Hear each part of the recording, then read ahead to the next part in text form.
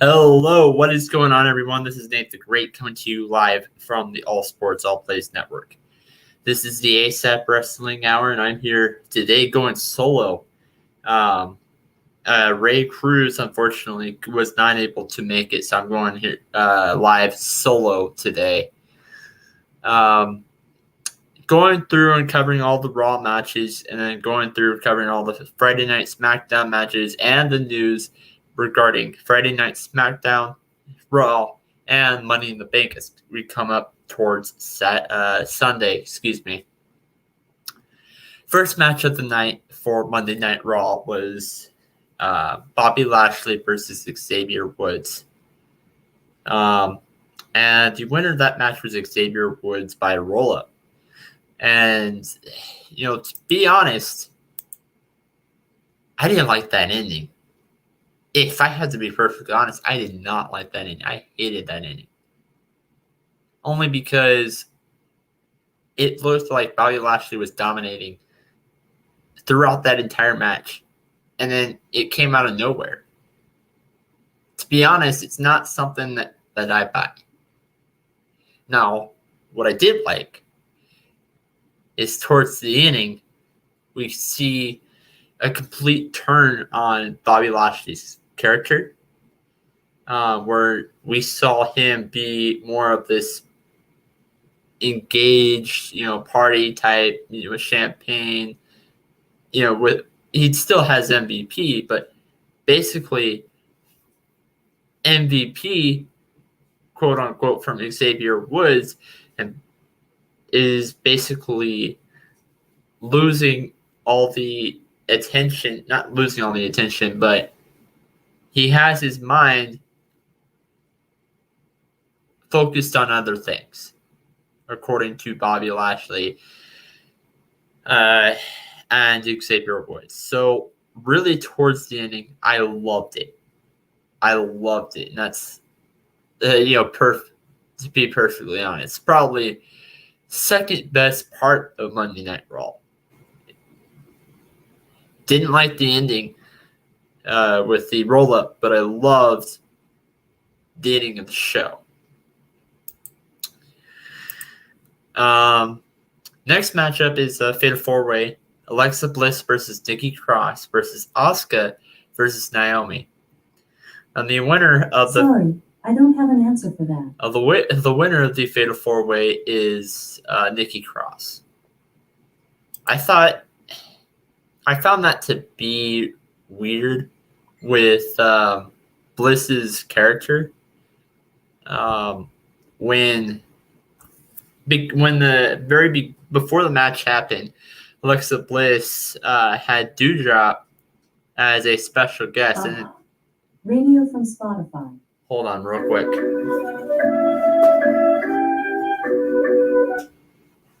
I do that every single week. I need to remember to stop that. Anyway, like I was saying, Alexa Bliss had Doudrop as a special guest on Bliss's Playground. They kind of turned that to be... Eva Marie kind of made that she was kind of being a jerk, if I had to be honest. She was just a total jerk towards Alexa, and I really don't know what they're going to do with Eva Marie's character. I think they might come to the point where the whole reason why Eva Marie's there is just to be a trainer for Doudrop. As Doudrop is the new protege, I can see that tag team splitting up.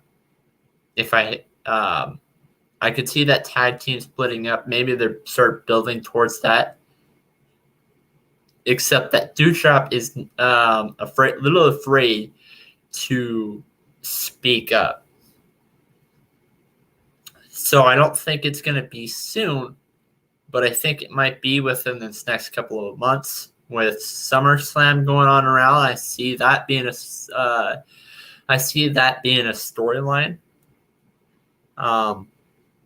Maybe that tag team splits up after Money in the not Money in the Bank, because they're not competing in Money in the Bank unless if there's something last minute that comes along. But I can see that being like next week, maybe next 2 weeks. Anyway, something along that. I can definitely see that being a storyline, not as a match, but I can definitely not seeing that being as a title match, but I can see that being towards a different match, like set up as a pre-match for the main event in SummerSlam.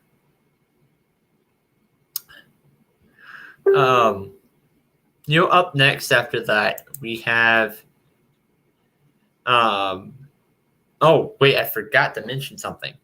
Alexa Bliss kind of disappeared in the middle of that Fatal 4-Way. And with this being the last time that Monday Night Raw, not just Monday Night Raw, but WWE is in the Thunderdome, really, how are they going to change this storyline? How is this storyline going to work out in front of a live reaction, in front of a live audience? Because I really don't see Alexa doing her superpowers in front of that live reaction outside of the mind control, because that's literally not possible. I don't even think that's possible to just demonstrate. That's going to be really hard to control.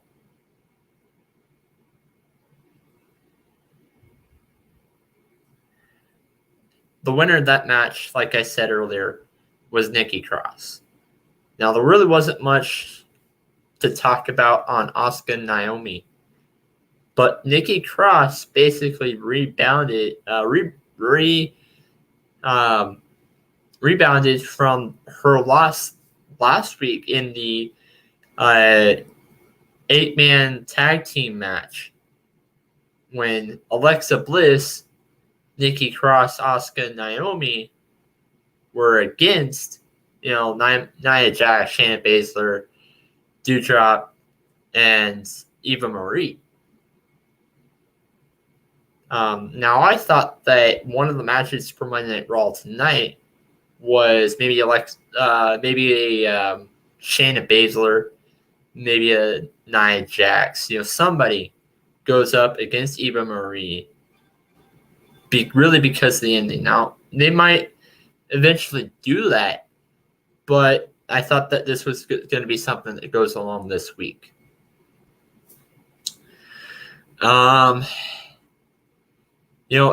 Next up was AJ Styles versus Ivar, and the winner of this one was Ivar, which I kind of thought was the surprise. It was a quick match, nothing to talk too much about. So outside of AJ losing and Ivar winning, that came out as a surprise. Well, that was the surprise. There really wasn't, much. It was a fun match, but, nothing too much to talk about. And then, I liked that match over the match that came up next, which was Eric versus Omos. The winner of this one was Omos. Really, it was one move, and that was it. There was probably less moves in this match than there was in the Randy Orton versus The Fiend match in WrestleMania where Randy Orton only did one RKO to win the match. Up next was also a complete blowout. It was a title match. The winner this one was Sheamus against Humberto Carrillo. Again, not much to talk about. Damian Priest did get involved. But this was also a very short match like Eric and Omos. And now where we get to my favorite part of Monday Night Raw. Ricochet versus John Morrison. And a Falls Count Anywhere match. They kind of set that up because The Miz last week interfered, got disqualified, or the match didn't end because of that. But because due to The Miz, Ricochet did not get up to the rope in time. Therefore, by countout, Ricochet lost the match last week. Now, this week, you kind of set it up so you can get pinned anywhere. Now, in matches in the past, I've seen where guys would get pinned out in the parking lot in Falls Count Anywhere matches because you literally can get pinned anywhere. There was a lot of athleticism being involved for Ricochet. There's unbelievable moves that I have never, thought he could do. Ricochet has seemed to impress me every single week. John Morrison is very athletic as well. Especially, Ray has been talking a lot about his training exercises. Both these guys were extremely athletic. Both these guys can do a lot. I think more so Ricochet, because John Morrison is a little older. So I love, what they've been doing for Ricochet lately. And if I have to be honest, I want Ricochet to win Money in the Bank.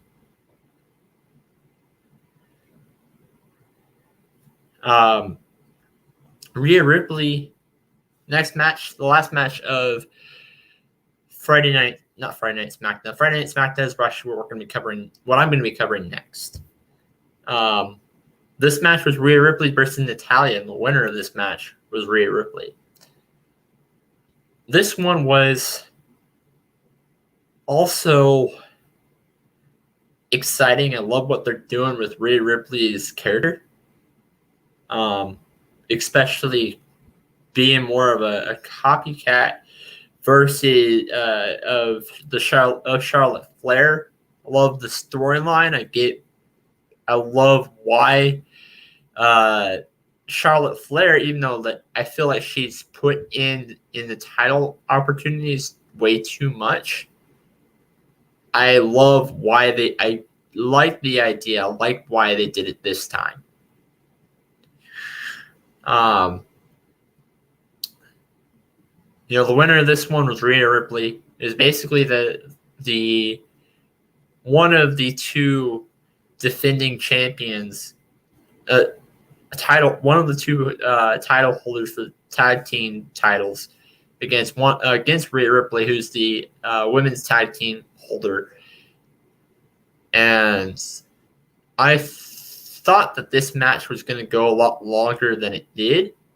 I think with Natalya making appearance in this, I didn't really see much. I think there might be a little bit more storyline buildup next week.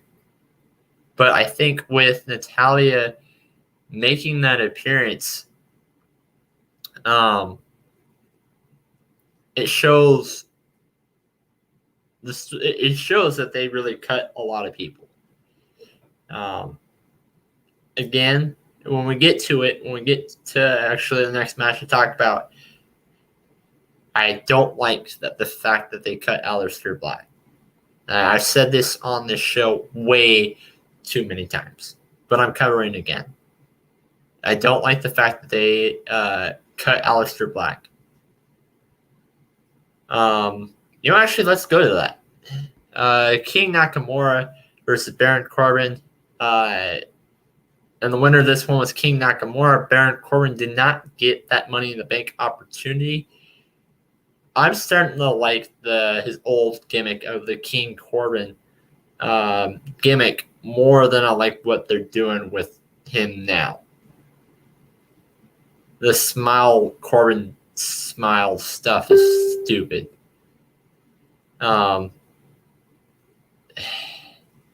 Basically, King Nakamura.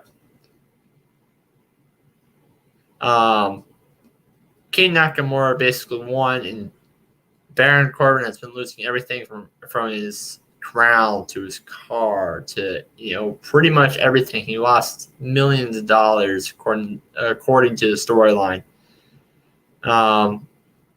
They need to come up with a new gimmick fast, because this is probably my least favorite gimmick, including over the head of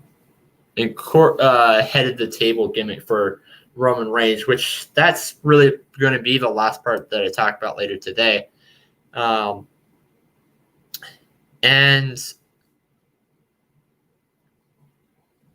anyway, don't like it whatsoever.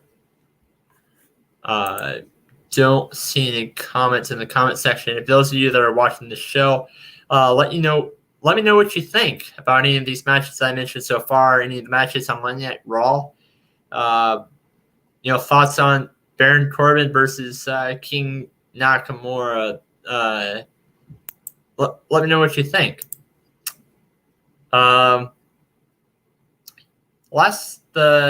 Natalya, as I mentioned over in Monday Night Raw, her and Tamina competed in a tag team match against the Shotzi and Blackheart and Nox.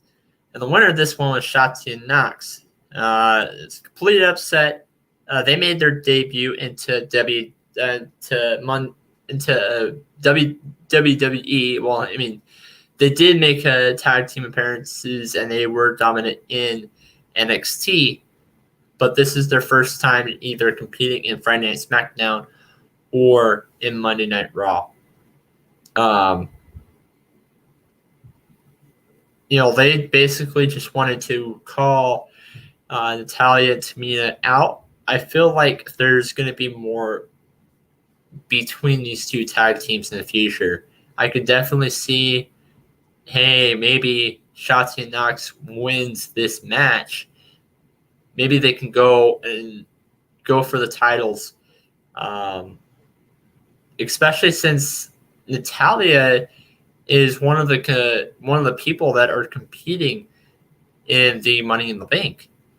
I think that we're going to see maybe Shotzi and Nox win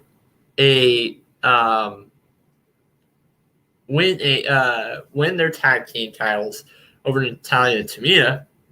Excuse me. Pretty soon. And the last part of tonight, last match of the night, which is not the last part that I need to talk about, but it's the last match of the night, which was Cesaro versus Seth Rollins. Really, Cesaro has been built as this character up and coming. I mean, he still kind of is, but he lately has not been able to win a match against Cesaro. What are they going to do with Cesaro now? I mean, is he going to go back and try to compete for a title? No, not in Money in the Bank. I don't think so. But is Seth Rollins going to make another Money in the Bank? Is he going to win it? I don't want him to. I mean, I wouldn't mind it. He would definitely be number 2 or 3 that I would if Ricochet does not win it, he would definitely be on the at least top 4 on the list of out of those 8 guys that I would want to win it.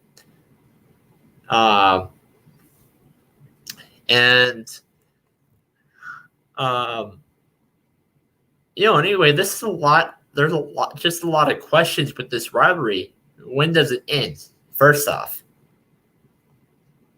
I guess we'll find out soon. Anyway, with some title stuff, with some other stuff that really were part of Friday Night SmackDown, but it wasn't. It was storyline buildup, but it wasn't a match. Edge has been back. We've talked about him for a couple weeks now, and Edge, Edge, he kind of has a little bit of a promo at the end, and he basically calls out Roman Reigns and tells him that he knows for sure if he goes 1-on-1, he's shown photos of him beating. He didn't beat Roman Reigns, but he didn't go 1-on-1 either. Because Daniel Bryan was part of that match in WrestleMania. He thinks he knows that he thinks that he can beat Roman Reigns.